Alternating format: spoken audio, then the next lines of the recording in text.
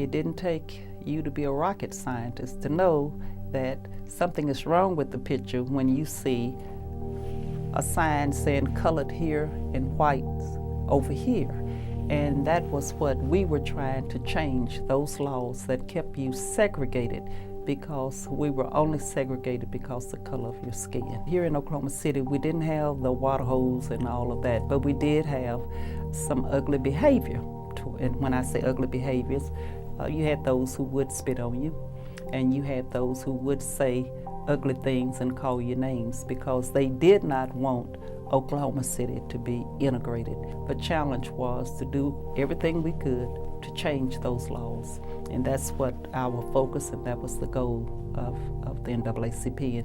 And I was glad to be a part of the movement. Because of being a part of the NAACP Youth Council, we had the opportunity to go to Washington, D.C.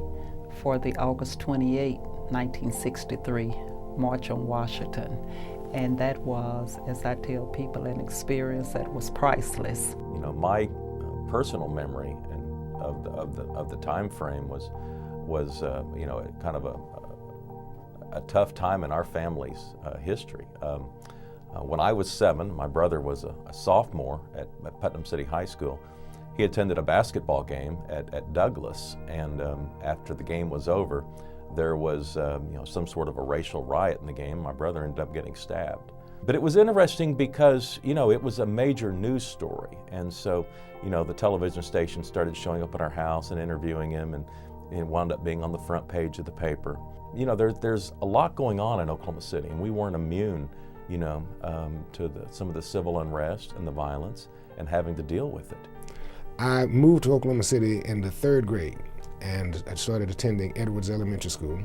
I lived in Carverdale Addition, which was right next to Edwards Elementary School, and I attended Edwards from the 3rd grade to the 6th grade. In 1962, my parents bought a house on Spring Lake Drive.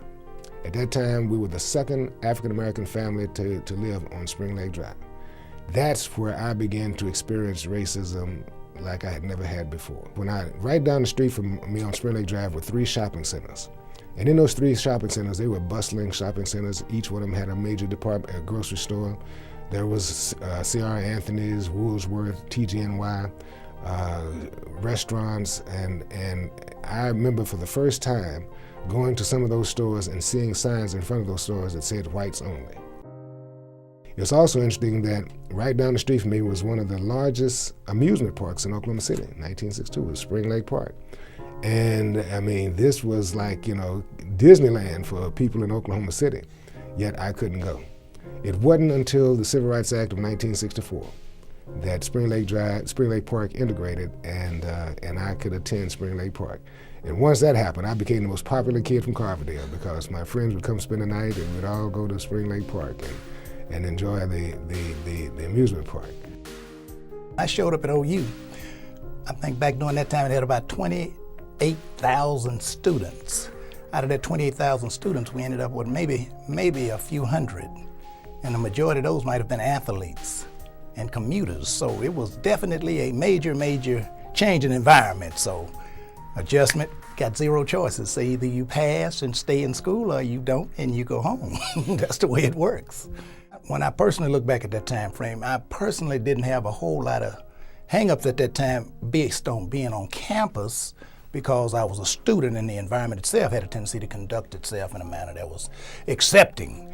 And just so happened to have a brother that hadn't been an athlete during that particular time too. That always helped. He was a brother of a star athlete, so that environment was conducive to being accepted. I kept track of the NAACP youth sit-in at Cat's Drug, and I knew who Clara Looper was from an early age. And my position was I wanted to join them. And my parents said, "There's no way you're going to join them, young lady." But I wanted to, my heart was there. And so little did I know that it would be probably 40 or 50 years before I would in fact join them, because